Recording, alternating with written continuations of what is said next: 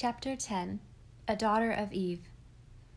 I hate the thought of growing up, said the Story Girl reflectively, because I can never go barefooted then, and nobody will ever see what beautiful feet I have.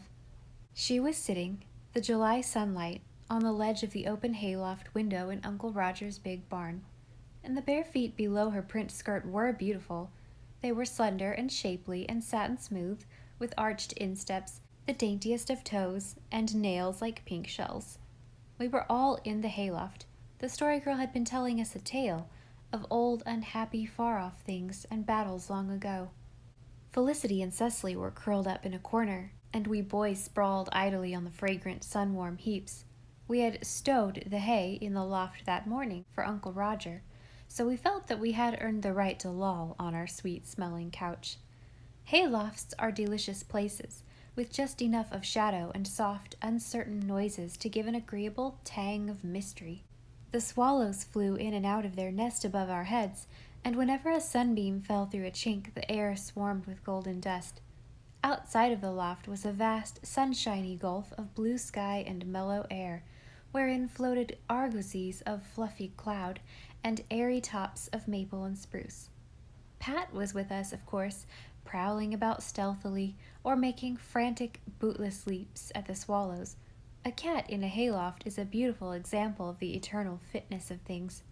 We had not heard of this fitness then, but we all felt that Patty was in his own place in a hayloft. I think it is very vain to talk about anything you have yourself being beautiful, said Felicity. I am not a bit vain, said the Story Girl with entire truthfulness. It is not vanity to know your own good points. It would just be stupidity if you didn't. It's only vanity when you get puffed up about them.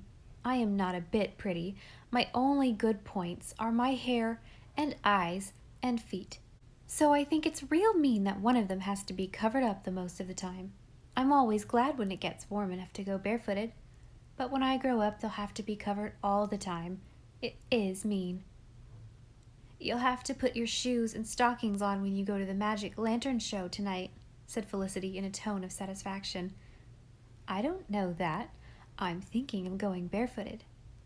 Oh, you wouldn't! Sarah Stanley, you're not in earnest! Exclaimed Felicity, her blue eyes filling with horror. The Story Girl winked with the side of her face next to Felix and me, but the side next to the girls changed not a muscle. She dearly loved to take a rise out of Felicity now and then. Indeed, I would if I just made up my mind to. Why not? Why not bare feet, if they're clean, as well as bare hands and face? Oh, you wouldn't! It would be such a disgrace, said poor Felicity in real distress. We went to school barefooted all June, argued that wicked Story Girl. What is the difference between going to the schoolhouse barefooted in the daytime and going in the evening?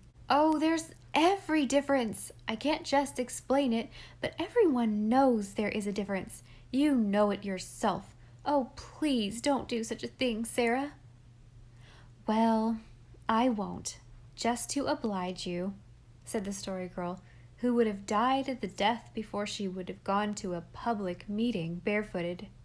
We were all rather excited over the magic lantern show which an itinerant lecturer was to give in the schoolhouse that evening. Even Felix and I, who had seen such shows galore, were interested, and the rest were quite wild. There had never been such a thing in Carlisle before. We were all going, Peter included. Peter went everywhere with us now. He was a regular attendant at church and Sunday school, where his behavior was as irreproachable as if he had been raised in the cast of Vere de Vere.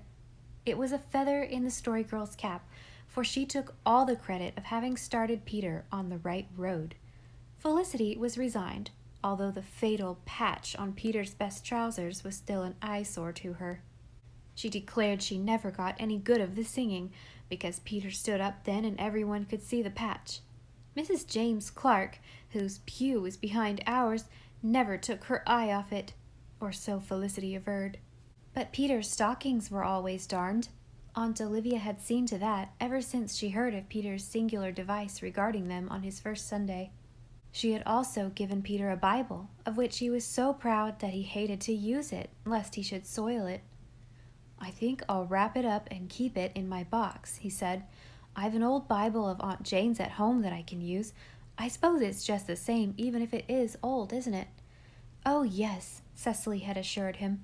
"The Bible is always the same." "I thought maybe they'd got some new improvements on it since Aunt Jane's day," said Peter, relieved. "Sarah Ray is coming along the lane, and she's crying," announced Dan, who was peering out of a knothole on the opposite side of the loft. "Sarah Ray's crying half her time," said Cecily impatiently. "I'm sure she cries a quartful of tears a month. There are times when you can't help crying, but I hide then. Sarah just goes and cries in public." The lachrymose Sarah presently joined us, and we discovered the cause of her tears to be the doleful fact that her mother had forbidden her to go to the magic lantern show that night. We all showed the sympathy we felt. "She said yesterday you could go," said the Story Girl indignantly. "Why has she changed her mind?" "Because of the measles in Markdale," sobbed Sarah. "She says Markdale is full of them, and there'll be sure to be some of the Markdale people at the show, so I'm not to go. And I've never seen a magic lantern. I've never seen anything." "I don't believe there's any danger of catching measles," said Felicity. "If there was, we wouldn't be allowed to go." "I wish I could get the measles," said Sarah defiantly. "Maybe I'd be of some importance to Ma then." "Suppose Cecily goes down with you and coaxes your mother," suggested the Story Girl. "Perhaps she'd let you go then. She likes Cecily. She doesn't like either Felicity or me, so it would only make matters worse for us to try." "Ma's gone to town. Pa and her went this afternoon, and they're not coming back till tomorrow. There's nobody home but Judy Pineau and me." "Then," said the Story Girl, "why don't you just go to the show anyhow? Your mother won't ever know if you coax Judy to hold her tongue." "Oh, but that's wrong," said Felicity. "You shouldn't put Sarah up to disobeying her mother." Now, Felicity for once was undoubtedly right. The Story Girl's suggestion was wrong, and if it had been Cecily who protested, the Story Girl would probably have listened to her and proceeded no further in the matter. But Felicity was one of those unfortunate people whose protests against wrongdoing serve only to drive the wrongdoer further on her sinful way. The Story Girl resented Felicity's superior tone and proceeded to tempt Sarah in right good earnest. The rest of us held our tongues. It was, we told ourselves, Sarah's own lookout. "I have a good mind to do it," said Sarah, "but I can't get my good clothes. They're in the spare room, and Ma locked the door for fear somebody would get at the fruit cake. I haven't a single thing to wear except my school gingham." "Well, that's new and pretty," said the Story Girl. "We'll lend you some things. You can have my lace collar. That'll make the gingham quite elegant, and Cecily will lend you her second best hat." "But I've no shoes or stockings. They're locked up too." "You can have a pair of mine," said Felicity, who probably thought that since Sarah was certain to yield to temptation, she might as well be garbed decently for her transgression. Sarah did yield. When the Story Girl's voice entreated, it was not easy to resist its temptation, even if you wanted to. That evening, when we started for the schoolhouse, Sarah Ray was among us, decked out in borrowed plumes. "Suppose she does catch the measles," Felicity said, aside. "I don't believe there'll be anybody there from Markdale. The lecture is going to Markdale next week. They'll wait for that," said the Story Girl airily. It was a cool, dewy evening, and we walked down the long red hill in the highest of spirits. Over a valley filled with beech and spruce was a sunset afterglow, creamy yellow and a hue that was not so much red as the dream of red, with a young moon swung low in it. The air was sweet with the breath of mown hayfields, where swaths of clover had been steeping in the sun. Wild roses grew pinkly along the fences, and the roadsides were star-dusted with buttercups. Those of us who had nothing the matter with our consciences enjoyed our walk to the little whitewashed schoolhouse in the valley. Felicity and Cecily were void of offense towards all men. The Story Girl walked uprightly like an incarnate flame in her crimson silk.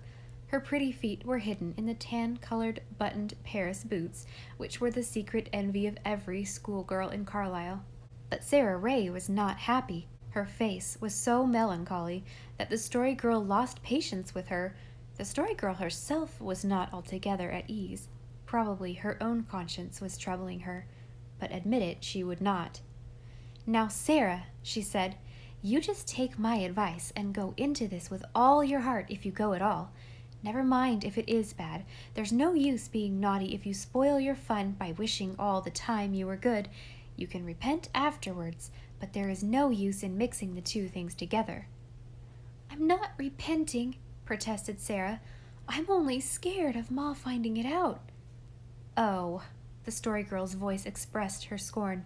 For remorse she had understanding and sympathy, but fear of her fellow creatures was something unknown to her. "Didn't Judy Pineau promise you solemnly she wouldn't tell?" "Yes, but maybe someone who sees me there will mention it to Ma." "Well, if you're so scared, you'd better not go. It isn't too late. Here's your own gate," said Cecily.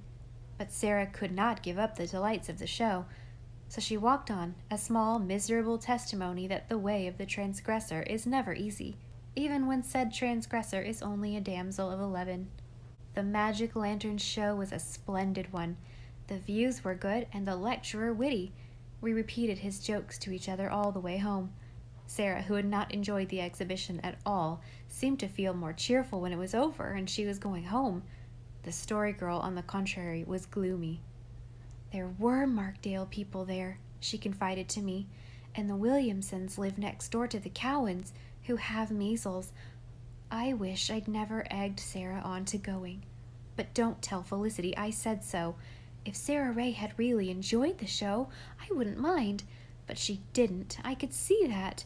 So I've done wrong and made her do wrong, and there's nothing to show for it." The night was scented and mysterious. The wind was playing an eerie, fleshless melody in the reeds of the brook hollow. The sky was dark and starry, and across it the Milky Way flung its shimmering, misty ribbons. "There's 400 million stars in the Milky Way," quoth Peter, who frequently astonished us by knowing more than any hired boy could be expected to. He had a retentive memory, and never forgot anything he heard or read. The few books left to him by his oft-referred-to Aunt Jane had stocked his mind with a miscellaneous information which sometimes made Felix and me doubt if we knew as much as Peter after all. Felicity was so impressed by his knowledge of astronomy that she dropped back from the other girls and walked beside him. She had not done so before because he was barefooted. It was permissible for hired boys to go to public meetings, when not held in the church, with bare feet, and no particular disgrace attached to it. But Felicity would not walk with a barefooted companion. It was dark now, so nobody would notice his feet. "I know a story about the Milky Way," said the Story Girl, brightening up. "I read it in a book of Aunt Louisa's in town, and I learned it off by heart. Once there were 2 archangels in heaven, named Zerah and Zulamith." "Have angels names same as people?" interrupted Peter. "Yes, of course, they must have. They'd be all mixed up if they hadn't." "And when I'm an angel, if I ever get to be one, will my name still be Peter?" "No, you'll have a new name up there," said Cecily gently. "It says so in the Bible." "Well, I'm glad of that. Peter would be such a funny name for an angel. And what is the difference between angels and archangels?" "Oh, archangels are angels that have been angels so long that they've had time to grow better and brighter and more beautiful than newer angels," said the Story Girl, who probably made that explanation up on the spur of the moment, just to pacify Peter. "How long does it take for an angel to grow into an archangel?" pursued Peter. "Oh, I don't know. Millions of years, likely, and even then I don't suppose all the angels do. A good many of them just stay plain angels, I expect." "I shall be satisfied just to be a plain angel," said Felicity modestly. "Oh, see here, if you're going to interrupt and argue over everything, we'll never get the story told," said Felix. "Dry up, all of you, and let the Story Girl go on." We dried up, and the Story Girl went on. "Zerah and Zulamith loved each other, just as mortals love, and this is forbidden by the laws of the Almighty. And because Zerah and Zulamith had so broken God's law, they were banished from his presence to the uttermost bounds of the universe. If they had been banished together, it would have been no punishment. So Zara was exiled to a star on one side of the universe, and Zulamith was sent to a star on the other side of the universe, and between them was a fathomless abyss which thought itself could not cross. Only one thing could cross it, and that was love. Zulamith yearned for Zara with such fidelity and longing that he began to build up a bridge of light from his star, and Zara, not knowing this, but loving and longing for him, began to build a similar bridge of light from her star. For 1,000 years they both built the bridge of light, and at last they were met and sprang into each other's arms. Their toil and loneliness and suffering were all over and forgotten, and the bridge they had built spanned the gulf between their stars of exile. Now when the other archangels saw what had been done, they flew in fear and anger to God's white throne, and cried to him, "See what these rebellious ones have done. They have built them a bridge of light across the universe, and set thy decree of separation at naught. Do thou, then, stretch forth thine arm, and destroy their impious work." They ceased, and all heaven was hushed. Through the silence sounded the voice of the Almighty. "Nay," he said, "whatsoever in my universe true love hath builded, not even the Almighty can destroy. The bridge must stand forever." "And," concluded the Story Girl, her face upturned to the sky and her big eyes filled with starlight, "it stands still. That bridge is the Milky Way." "What a lovely story," sighed Sarah Ray, who had been wooed to a temporary forgetfulness of her woes by its charm. The rest of us came back to earth, feeling that we had been wandering among the hosts of heaven. We were not old enough to appreciate fully the wonderful meaning of the legend, but we felt its beauty and its appeal. To us forevermore the Milky Way would be, not Peter's overwhelming garland of suns, but the lucent bridge love created, on which the banished archangels crossed from star to star. We had to go up to Sarah Ray's lane with her to her very door, for she was afraid Peg Bowen would catch her if she went alone. Then the Story Girl and I walked up the hill together. Peter and Felicity lagged behind. Cecily and Dan and Felix were walking before us, hand in hand, singing a hymn. Cecily had a very sweet voice, and I listened in delight, but the Story Girl sighed. "What if Sarah does take the measles?" she asked miserably. "Everyone has to have the measles sometime," I said comfortingly, "and the younger you are, the better."